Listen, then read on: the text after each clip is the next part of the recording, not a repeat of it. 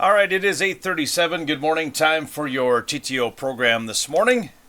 And as long as I get the right buttons hit here we go. We welcome in Sean and Arlinda in this morning. Good morning to both of you. Good morning. Here to talk clothes closet, and you guys have been busy.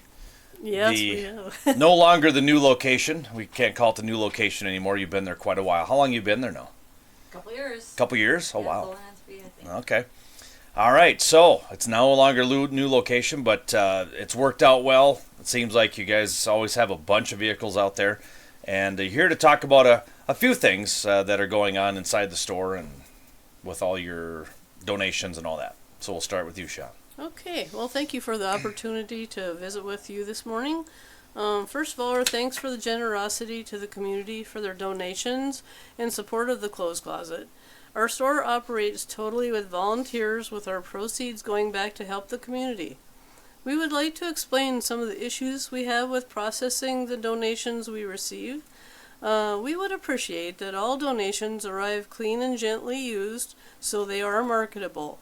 Too much time has to be spent inspecting, cleaning, and repairing items.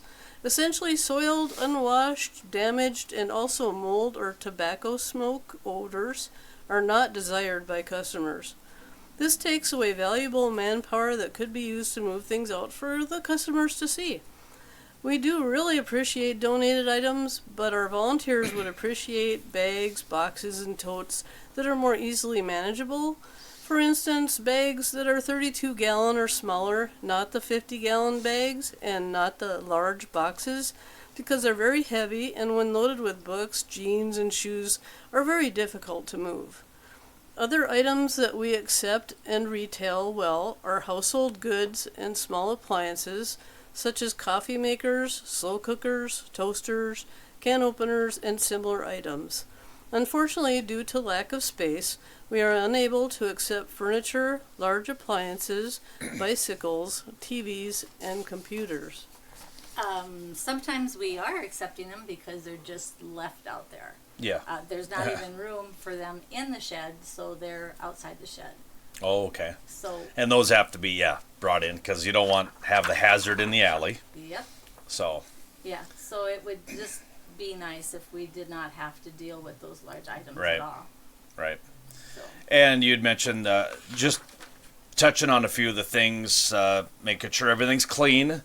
You know, we've always had that. We'll get a bunch of stuff, and it's just like, well, you know, especially if you have animals or smokers, they prefer, you know, get all your stuff together, throw it in the wash, take it out, Yes. and then bring it to you. That's Yes. the Yes. best. It's tough for you. I know you guys went through a stretch for, I think you were down there with coats, Yes. you know, washing them in the laundromat because they still smelled like smoke or had pet hair on them, or it's nice that what you guys do, but as you said, a lot of the stuff you aren't able to put out and are unable to clean as well.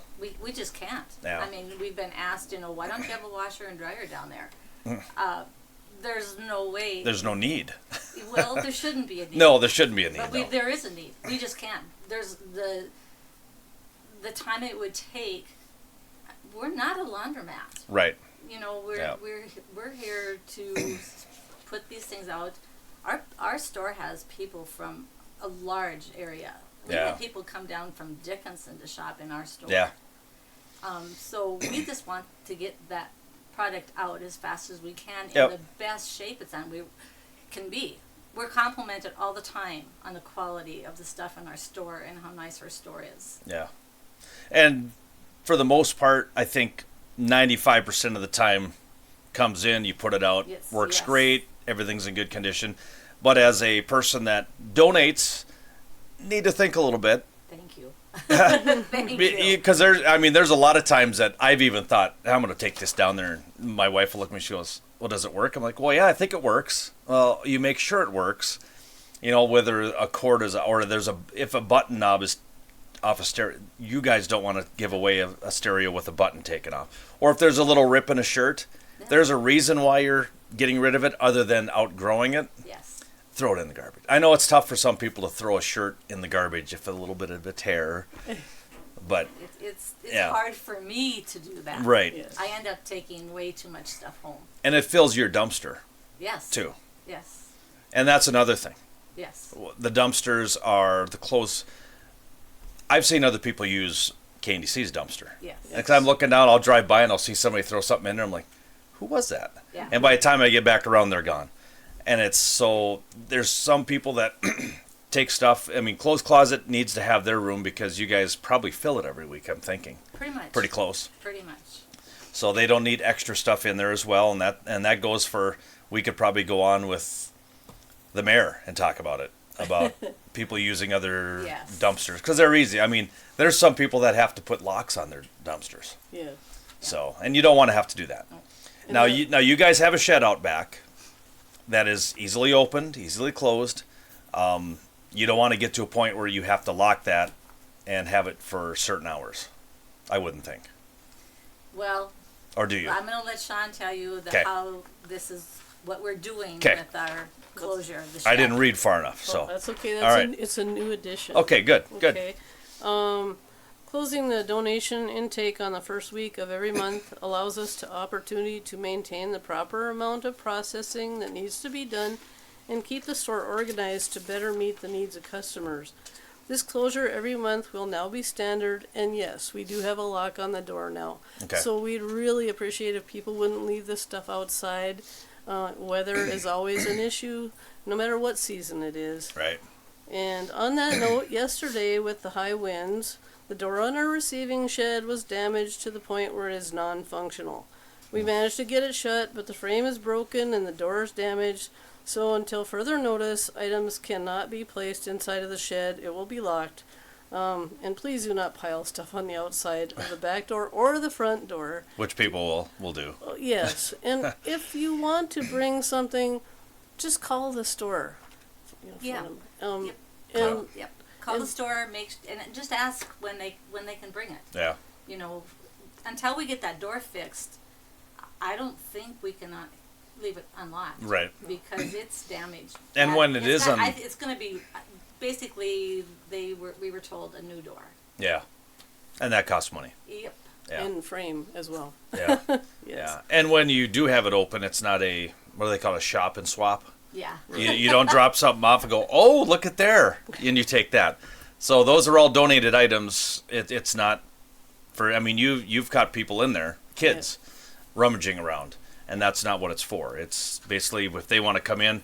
I mean, you can get a T-shirt for 10 cents when you go inside. Well, 50. 50 cents. still 50 pretty- cents. From 10 to Inflation. I'm sorry, I forgot about inflation. But so, Yeah. but yeah, no, it's it's a fact of being smart. Just being and considerate. respecting the Yes. not only the shed out back but the individuals that work there as well. Don't come in and be snotty and go, I tried to bring it down last night, and throw it on the desk and leave. Yeah. So just be courteous because these are all volunteers. That you guys are not paid, right? Nobody. Correct. Okay. Nobody's paid.